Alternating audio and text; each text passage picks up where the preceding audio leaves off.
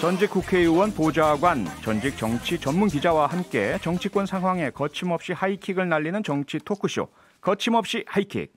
장성철 공감과 논쟁 정책센터 소장, 김보협 정치 전문 기자 두 분과 함께합니다. 어서 오세요. 안녕하십니까? 안녕하세요. 네, 지금 유튜브로 함께 생방송이 나가고 있습니다. 저희 모습을 보고 싶은 분들은 유튜브에서 표창원의 뉴스 하이킥 검색해서 들어오시면 되겠습니다. 자, 그럼 바로 시작하겠습니다. 먼저 준비된 내용 들어보시겠습니다. 저는 금태섭 의원하고요 대화를 하고 싶습니다. 네. 왜냐하면 금태섭 의원이 예를 들면 그동안에 당에서 남들이 하기 어려운 이야기들을 많이 해서 공격도 많이 받았지만 네. 저희가 그러한 것들을 우리가 보듬고 가야 하는 품이 넓은 민주당의 모습을 보여주는 것도 저는 네. 굉장히 중요하다라고 생각합니다. 네, 첫 번째 이슈는 지지율 1위로 올라선 박영선입니다. 조금 전에 들으신 내용은요, 지난 2일이었죠. 지난주 저와 뉴스하이킥에서 인터뷰한 내용입니다. 한국일보 의뢰로 한국리서치가 지난 4일부터 6일까지 서울시장 보궐선거 여론조사를 했는데요. 박영선 더불어민주당 예비후보가 오차범위 내이긴 하지만 1위로 올라섰습니다. 반면에 문화일보가 엠브레인에 의뢰해서 5일과 6일 실시한 조사에서는 안철수 예비후보가 양자 대결에서 박 후보를 앞서는 것으로 나타났어요. 이렇게 조사 기관별로 결과가 다르게 나타나고 있는데요. 과연 두 분은 어떻게 보고 계신지, 김보혁 기자 어떻게 보고 계십니까? 여론조사 결과는 앞으로도 많이 뒤집힐 수 있다고 봅니다. 네. 그런데 이제 박영선 후보가 애초에 안철수 후보가 처음에 먼저 선언을 하고 선점 효과로 지지도, 인지도 높게 치고 갔는데 네. 바로 따라잡은 거죠. 박영선 후보가 방송사 아나운서, 기자 출신이고 뉴스 앵커도 했잖아요. 네, 메인 뉴스 앵커를 했죠. 예. 예. 대변인으로 정치인문에서 사선 의원을 했고요. 네. 원내대표, 정책위 의장, 그리고 국회에서 가장 뜨거운 상임위인 법사위원장도 했습니다. 네. 당 대표 권한대행도 했고요. 그러다 보니까 인지도가 굉장히 높은 거고요. 2011년에 오세훈 시장 그만두면서 보궐선거 열렸을 때 그때 민주당의 후보로 시민 후보였던 박원순과 붙었었죠. 네. 그때 떨어졌던 것. 그러니까 인지도가 굉장히 높고 업무 능력, 행정력 이런 거에 대한 평가가 좀 있다고 봐야죠. 네. 장성철 소장께서는 어떻게 보십니까? 김보혁 기자님 말씀하신 거에 전적으로 다 동의를 하고요. 네. 거기다 제가 하나만 덧붙이면 비호감도가 상당히 낮은 후보다라는 생각이 들어요. 예. 그러니까 1월 달에 그 신년 여론조사에서 언론사에서 신년 여론조사를 했는데 네. 거기서 비호감도가 가장 낮은 후보로 조사됐더라고요. 네.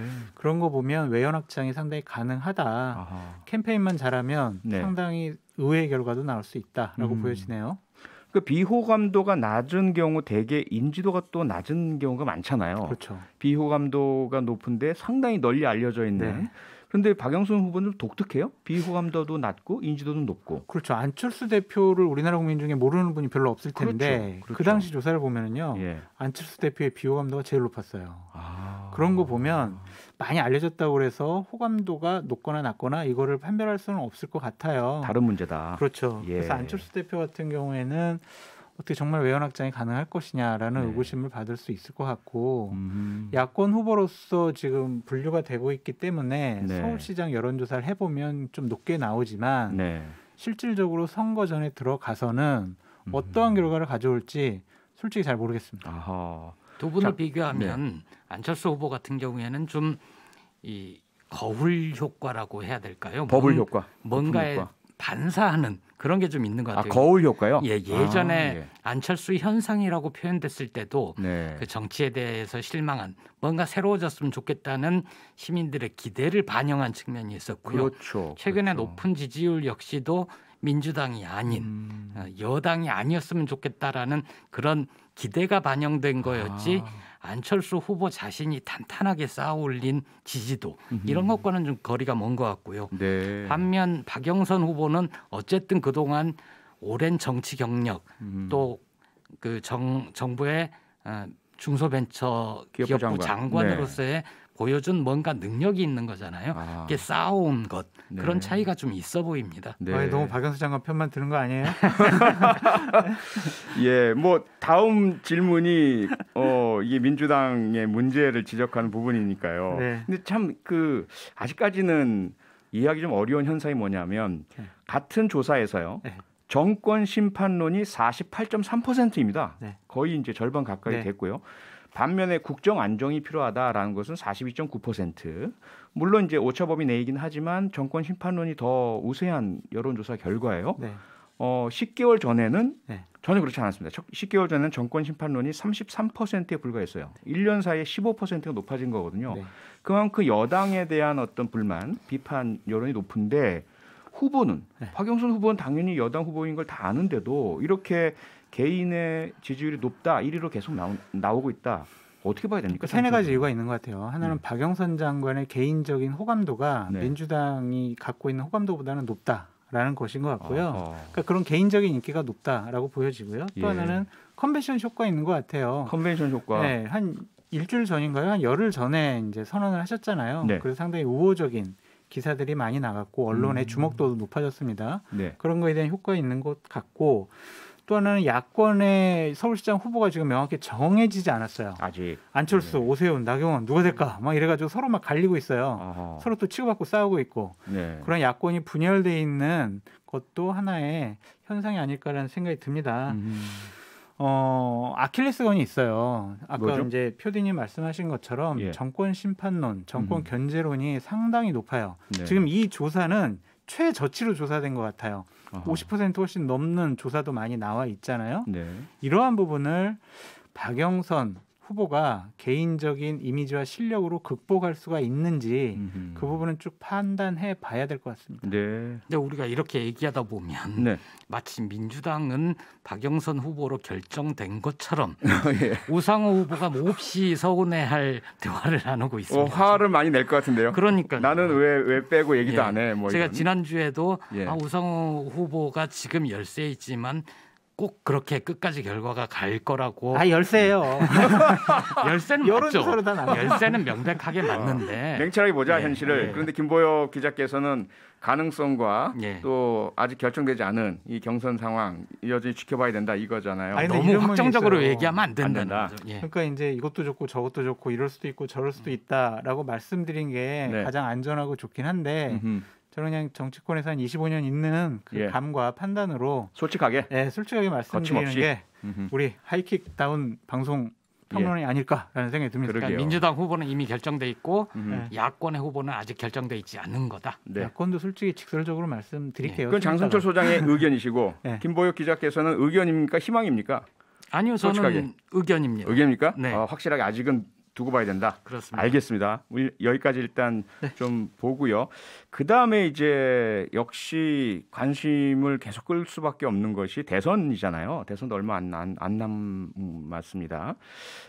대선 주자 여론조사에서는 계속해서 이재명 경기도지사가 독주를 하고 있어요. 뭐 2, 3위가 엎치락뒤치락 또는 뭐 지지율이 낮아지고 높아지고 이런 변화는 있지만 이 현상은 어떻게 보세요, 장 소장님? 그러니까 높아지고는 있는데 대세는 아직 아닌 것 같아요. 아직 대세는 아니다. 대세론이라고 평가받으려면요 두 가지 전제 조건이 있어야 돼요. 예. 지역적인 그러니까 예를 들면 여당 민주당을 지지하는 지역적인 기반에서 50% 이상 나와야 된다. 예. 그러니까 특히 호남에서 50%를 넘느냐 안 넘느냐라는 아하. 것과 네.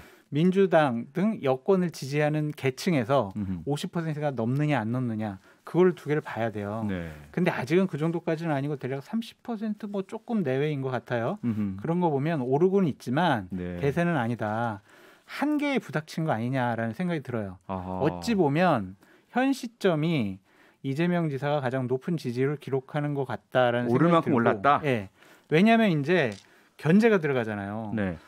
뭐 이낙연 대표도 견제하고 정세균 대표도 이제 공격을 해요. 네. 그러면은 공격을 받으면 상처를 받을 수밖에 없습니다. 음흠. 그럼 지지율이 조정받을 수밖에 없고요. 어허. 임종석 전 비서실장 같은 경우도 오늘 뭐라고 네. 했냐면 이재명 지사 지도자는 말과 태도가 신중하게 해야 된다. 알래스카 논쟁 이거 이낙연 대표 말이 맞다. 틀린 말 아니다. 어허. 이런 식으로 견제가 이제 시작됐다. 여러 군데에서 공격과 견제가 들어가거든요. 아하. 그 부분을 어떻게 이재명 지사가 잘 버티고 방어할 수 있느냐가 하나의 관점 포인트 같습니다. 네, 김보익 기자에게 이거 여쭤볼게요. 지금 장성철 소장께서 여권에서 이제 이재명 지사에 대한 견제와 비판이 시작됐다, 공격이 시작됐다. 네. 그래서 이재명 지사는 얻을 만큼 다 얻은 게 지금의 모습이다라는 건데 이와 좀 맥락을 같이 하는 말씀이 지금 유인태 전 국회 사무총장 여권의 큰 어른이시잖아요. 네. 이분께서 대선판을 뒤흔들 586 후보가 나올 거다. 이거는 지금 말씀하신 이인영 전 비서실장 또는 임종석 전 비서실장. 임종석 전 비서실장 예. 이죠. 이인영 현 통일부 장관. 예. 네, 이런 분들과 연관된 건가요? 어떻게 보세요, 김보익 기자? 바람이기도 하고 실제를 반영한 것이기도 할 것 같습니다. 왜냐하면 올 가을 대선 후보 경선까지 이재명, 이낙연 두 분만으로 경쟁을 하는 건 민주당에도 도움이 되지 않고 재미도 없잖아요. 네.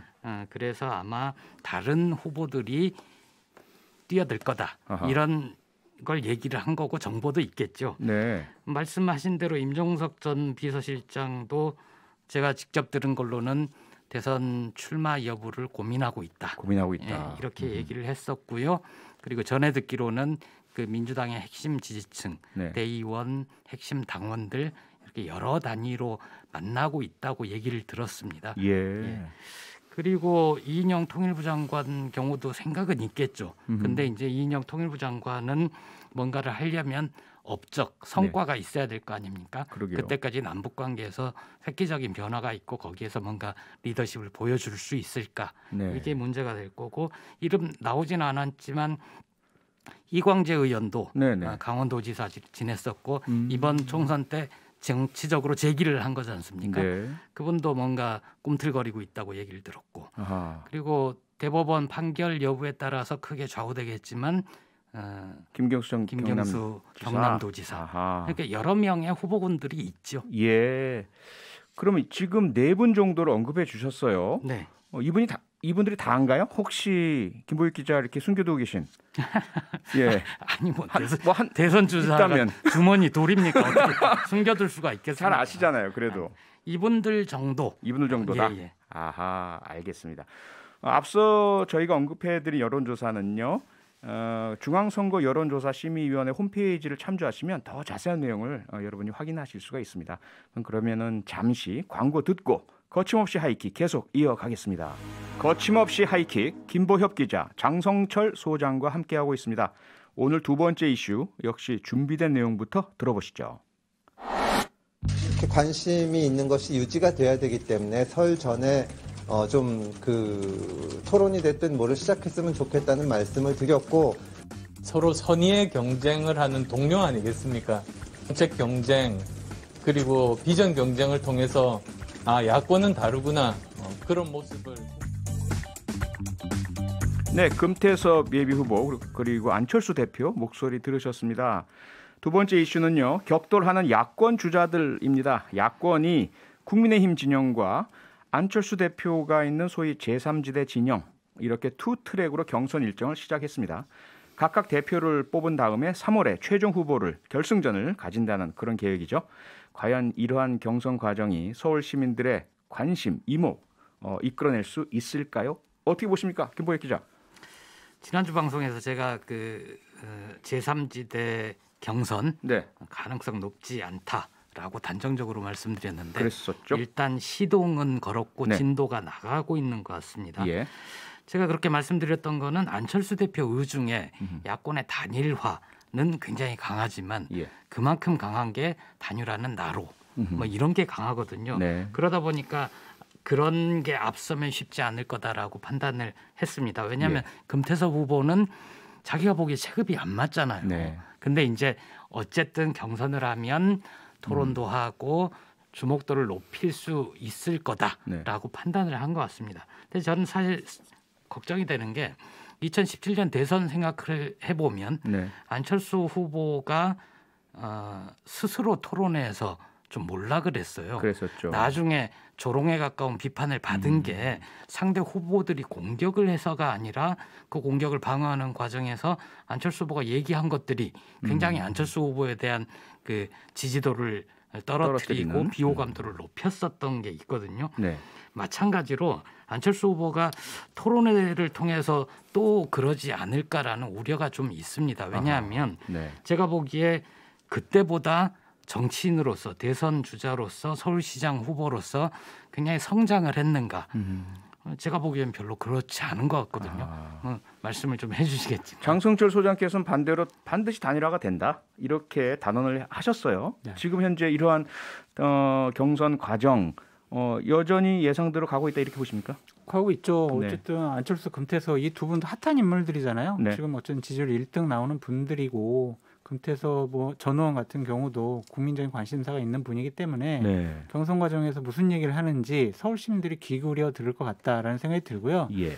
사실은 이게 원래는 안철수 대표가 기분 나쁘고 좀 체급이 안 맞아서 이런 경선 안 받아들이려고 했는데 네. 지난주 월요일 저희 방송을 듣고 참모들이 그렇게 생각을 해서 설득도 하고 보도도 올리고 그런 겁니다. 확실합니까? 확인하신 우리 겁니까? 왜냐면요. 방송이 굉장히 영향력 있나 봐요. 그럼요. 왜냐면요. 네. 그 안철수 대표 측의 공보단장으로 간 분이 저랑 되게 친해요. 아 그러세요. 그 얘기를 하더라고요. 그래서 아. 우리 참 프로그램이 참 많이 듣는구나라는 생각을 했습니다. 사실 공식적으로요. 퇴근길 청취율 1위 시사 프로그램이 뉴스하이킥입니다. 영광입니다. 네. 근데 이제 이 두 분, 그러니까 안철수, 금태섭은 3월 1일 날 이제 후보 결정이 되고 네. 국민의힘은 3월 4일 날 결정이 되는데 네. 3월 4일 이후에 안철수 대표와 국민의힘 후보 간의 단일화 협상 과정이 저는 되게 어렵지 않다라고 전망을 드렸는데 네. 제가 이제 며칠 전에 얘기를 들은 것에 의하면 예. 어려울 수도 있겠구나라는 생각이 들어요. 어허. 뭐냐면 단일화 경선 룰 같은 경우에는요, 보통 여론조사 기관 몇 개 할 거냐, 네. 언제 조사할 거냐, 몇 명 조사할 거냐, 누구를 지지하냐, 선호하냐 이런 문구 가지고 협상을 하는데 그렇죠. 안철수 대표 측에서는 지금 새로운 제안을 한 거예요. 국민의힘 쪽에다가. 어떤 제안이요? 뭐냐면 예. 그냥 인지도, 지지도, 선호도 조사하지 말고 예. 양자 대결로 붙이자. 3월 1일 날 네. 아마 민주당도 3월 1일 날 아마 선출될 거예요. 음흠. 거기 나오는 후보와 아. 뭐 나랑 가상 대결 아니면- 1대1. 네. 예. 양자 대결을 붙여가지고 아하. 거기서 더 높게 나오는 사람을 선정하자라고 음. 내부적으로 지금 확정해서 국민의힘에 지금 던져놓은 상황입니다. 네. 그러니까 민주당 후보 누구와 야권의 어느 후보 중 누구를 그렇죠. 그렇죠. 아니 그러니까 이렇게 둘이 양자 대결 붙이는 둘씩 거예요. 붙이는 네. 거죠. 예를 들면 예. 박영선, 안철수 붙여가지고 네. 얼마 나오냐, 박영선, 나경원 나경원? 붙여서 예. 얼마 나오냐. 음. 이게 아주 그 더 많이 나온 가지고 사람. 더 많이 나온 사람, 그러니까 가상 대결로 네, 예. 더 경쟁력이 높은 사람을 그런 식으로 하자. 뽑자라고 이제 제안을 하겠다는 건데 네. 국민의힘으로서는 받아들일 수 없는 룰이에요. 이거는. 그러네요. 어쨌든 처음 있는 룰입니다. 이거 네. 단일화 경선에서 이런 걸로 후보를 선정한 적이 없어요. 제 기억에 2012년 그 민주 맞아요. 대선 후보 맞아요.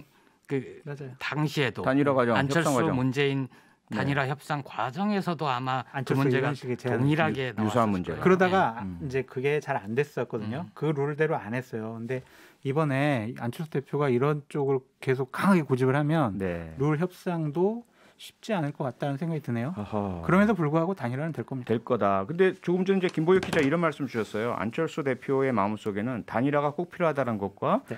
그런데 그 단일화의 대상은 본인이어야 한다. 이것이 상당히 어느 것이 더 강한지 모르겠지만 그런데 김종인 위원장도요. 지금 4413님이 그 문자를 바로 주셨어요. 절대 안 받을 것 같은데 왜 그런 룰을 내미셨을까요? 김종인 위원장 말씀도 국민의힘 후보가 당이 된다라는 것은 단일화가 필요하지만 역시 국민의힘 후보여야 한다 이런 말씀이 역시 내포되어 있는 것 같거든요. 그러니까 이러한 룰을 네. 지금 국민의힘에다가 공식적으로 제안한 건 아니고요. 예. 그 이태규 사무총장이 아하. 그냥 국민의힘과 라인 있잖아요. 네네. 그 라인에다가 이런 식으로 우리는 준비를 하고 있다. 비공식적으로. 비공식적으로 제안을 한 겁니다. 예. 그러니까 그 얘기를 김종인 의원도 들었겠죠. 그러니까 오늘도 계속 좀 안철수 대표에 대해서 혼내는 그런 말씀을 좀 계속 하고 계시는데 하여간 좀 상황을 두고 봐야 될 것 같다는 생각이 드네요. 그러니까 장성철 소장님 말씀을 들어보면 그 특히 무게 있는 정치인들이 한마디 할 때는 이면에 뭔가가 있어요. 그렇죠? 그 사전에 오고가 뭔가 있는 것 같아요. 네. 예, 김보익 기자 말씀하시죠. 지금 말씀드리려는 건 이제 단일화가 될 수도 있고 안 될 수도 있는데 된다니까. 단일화가 되더라도 단일화가 참 아름답게 돼야 되고 네. 승복을 하고 서로 돕는 단일화가 돼야 됩니다. 예. 네, 저는 그런 정도의 이렇게 시너지 효과가 나오는 단일화가 가능할까 아하. 그런 점에서는 굉장히 회의적이에요. 그럼 마지막 순간에 지난 2012년처럼 뭐 마지못해 하는 것 같은 이런 모습이 되면 그 시너지 효과가 안 난다 이 말씀이잖아요. 그렇습니다. 자, 만약 이 시간이 거의 다 돼서요. 네. 마지막 질문을 드려야 될 것 같은데 네. 만약에 혹시라도 이러한 과정에서 단일화가 깨진다. 3자 구도로 간다. 그래도 야권이 이길 수 있다고 보시죠? 저요. 어떻게 이깁니까? 100%쯤니까? 선거는 분열되면 이길 수가 없습니다. 네. 그 야권이 진다라는 건요. 지금 나오는 모든 여론조사에서 일관적으로 보여주고 있어요. 그렇기 때문에 3자 대결에도 이긴다라는 헛된 망상과 꿈은 버려라라고 국민의 측에 말씀드리고 싶습니다. 네. 김부익 기자는 어떻게 보세요? 저도 마찬가지입니다. 3자 대결하면 야권이 이기기가 힘들죠. 민주당이 절대적으로 유리해지는데 네. 단 그 결과도 격차가 그닥 크지는 않을 거다. 예. 자, 그럼 다른 질문으로 만약에 야권 단일화가 스무스하게 잘 이루어진다 예상 외로 네. 그럴 경우에는 야권이 어느 정도의 승리 가능성이 있다고 보십니까? 1대1 구도로 붙는다면? 저는 거의 99% 야권이 이긴다고 봐요. 아, 그래요? 왜냐하면은 정권 심판론과 견제론이 강해요. 네. 이 흐름을 좀 돌리기에는 현 여권의 하는 일들을 보니까 쉽지 않아 보여요. 그러니까 지금 뭐 검사들 네. 이번에 인사 이동한 거 보니까 다른 뭐 검사장급 자기네들의 인사. 고집대로 하겠다라는 인식이 강하기 때문에 그걸 돌리기는 쉽지 않을 것 같다는 생각이 들고요. 네. 어쨌든 단일화를 해야 이길 수가 있다라고 말씀드리고 싶네요. 네. 결국은 단일화가 관건이다. 네. 단일화하면 야권이 이기고 안 하면 여권이 진다. 이긴다. 네. 김부익 기자도 같은 생각이세요? 아니요. 예. 저는 단일화가 해도 단일화를 해도 해도 팽팽할 거다. 팽팽할 것이다. 왜냐하면 예. 지금 민주당의 잘못으로 선거가 일어나고 민주당의 화난 민심이 많은 건 맞지만 네. 또 막상 서울시장 후보를 놓고 보면 정당도 보게 될 것이고 네. 아무래도 힘 있는 여당이 이전에 했던 정책을 밀고 나가는 게 더 낫지 않겠나 이런 판단을 하는 분들도 있을 것 같습니다. 네. 네, 오늘은 여기까지 듣겠습니다. 오늘도 거침없는 정치평론 두 분께 감사드리고요. 다음 주에 뵙겠습니다. 김보엽 기자, 장성철 소장 두 분과 함께했습니다. 고맙습니다. 감사합니다. 평일 저녁 6시 5분에 여러분을 찾아갑니다. MBC 라디오 표창원의 뉴스 하이킥.